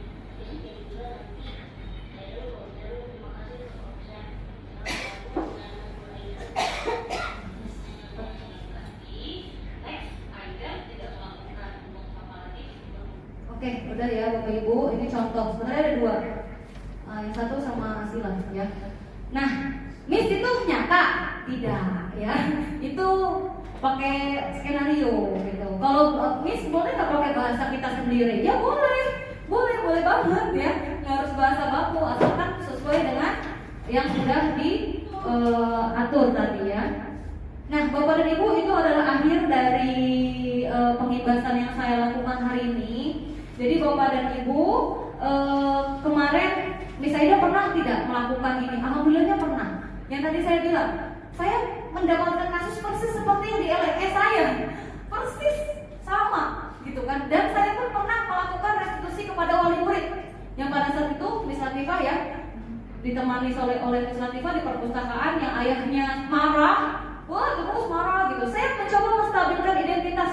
Kalau misalnya nyata real kan nggak mungkin. Sebentar ya, marahnya orang video dulu, saya sebentar mau video kan nggak bisa ya. Nah gitu kan, nggak logis malah ya, nggak enak juga sayanya gitu. Jadi pada saat itu saya coba menstabilkan identitas dari orang tua yang bersangkutan, gitu. Biar dia tuh tidak membantah gitu. Nanti pada saat saya melakukan sesuatu, saya memberikan pendapat, biar nggak membantah gitu. Jadi saya menstabilkan identitas. Lalu kemudian saya melakukan validasi tindakan yang salah kepada ayah yang bersangkutan. Kemudian juga saya melakukan yang terakhir yaitu menanyakan keyakinan, tapi versinya bukan seperti tadi ya, ibaratnya. Itu berhubungan dengan anak. Alhamdulillah ya Miss, alhamdulillah ya, alhamdulillah mau mendengarkan. Nggak jadi laporan-laporan, alhamdulillah. Itu sebenarnya Miss Latifah saya dapatkan dari ini, baru penggerak ya. Kalau nggak saya dapatkan, saya juga nggak ngerti gimana caranya nih orang tua media gitu ya. Dan Bapak dan Ibu, ini saya akan membagikan itu Miss. Saya ingin ada sticky note. Sticky note ini saya ingin Bapak Ibu tulis setelah mendapatkan pengibasan dari saya, apa hal yang ingin Bapak Ibu perbaiki ke depannya gitu ya. Ini saya akan membagikan sticky note ya. Miss Vita boleh bantu saya Miss dibagikan satu orang satu, ditulis namanya ya. Lalu nanti udah selesai ditempel ya, ditempel di sini ya Bapak Ibu di depan. Ini terakhir ya. Ya dioper boleh. Satu aja cukup, satu aja. Ya nanti ditempel di depan nih Bapak Ibu. Kira-kira setelah saya melakukan penghibasan ini, apa nih hal-hal yang mau saya perbaiki nanti pada saat saya di kelas gitu ya.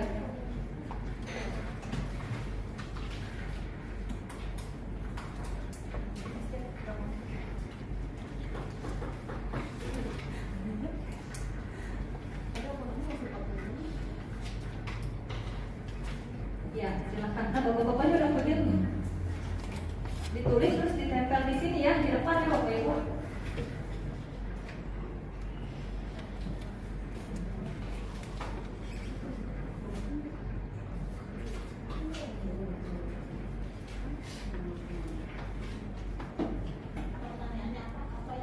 Apa yang ingin diperbaiki setelah mendapatkan pengibasan saya? Kalau udah selesai boleh ditempel ya Bapak Ibu di depan. Saya akan bacakan satu atau dua gitu ya.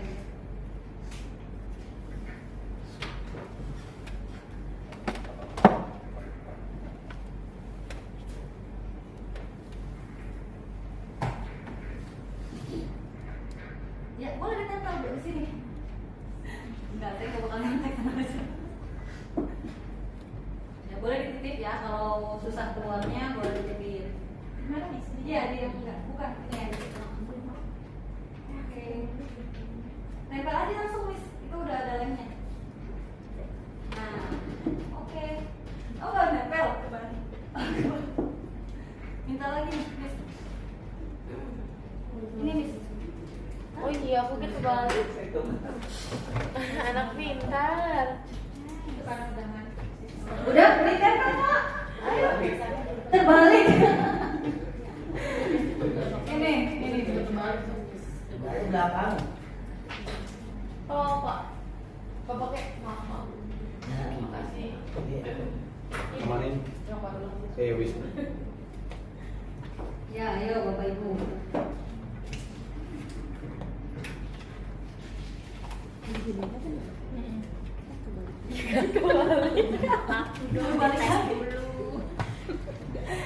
Udah sore, harusnya cucian saya udah kelar kata Miss Mai.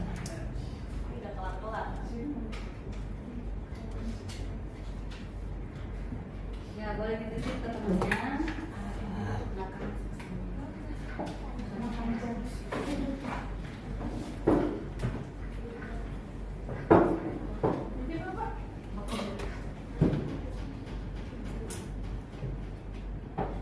Udah jangan belajar.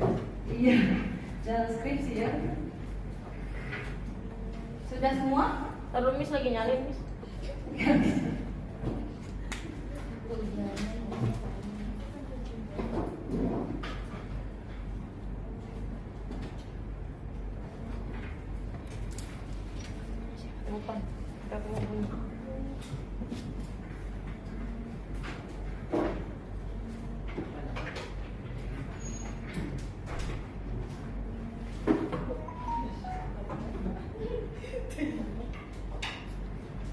Oke, di sini saya coba bacakan yang ingin diperbaiki menjadi pembimbing dan pendidik yang berkesan.